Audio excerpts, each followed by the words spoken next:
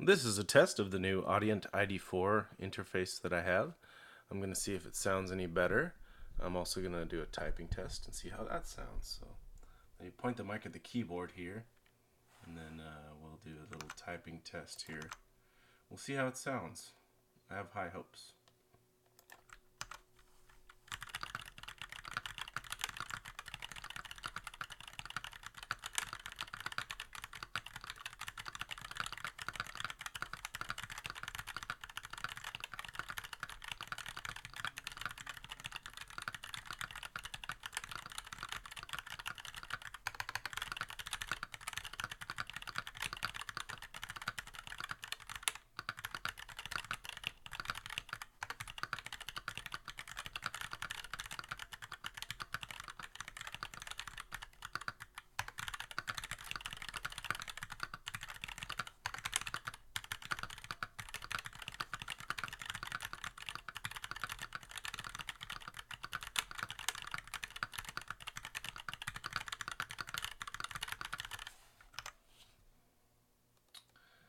There we have it.